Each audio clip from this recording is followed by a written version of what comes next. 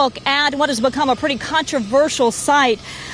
We are on board a U.S. Coast Guard response boat. The crew was nice enough to give us a tour of this site and give us an up-close view at some of the cleanup work going on right now to show you some of the things. You can see that big blue crane. That is part of the cleanup effort. You can also see the River Queen there, or what's left of it, along with several barges and boats. Now, the owner of those barges and boats says he has tried to clean up this area, but strict regulations made it pretty much impossible.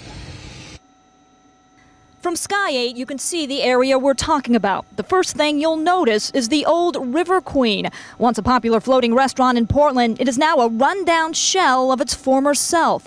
Clay Jonak leased the site near Goble in 2006 to restore the ferry.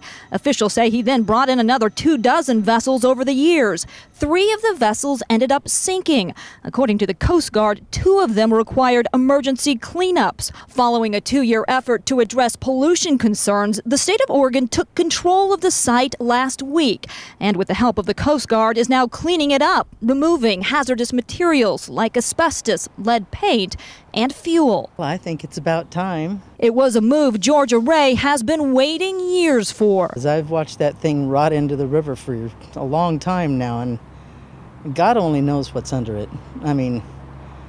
Or what's come downriver from it, too. Ray lives just downriver from the site. She says she's worried not only about her community, but also about the fish and other creatures that live in the river here.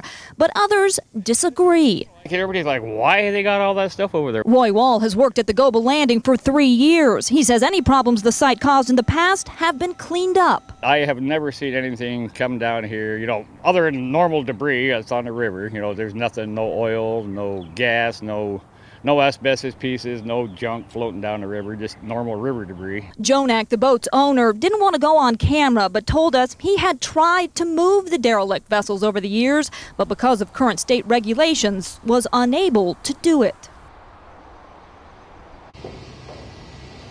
Now back here live out on the Columbia River, according to the Coast Guard, crews have cleaned up 1,200 pounds of hazardous material in just the last 5 days out here. They've also pumped off 10,000 gallons of oily water mixture and burned off 14 containers of propane.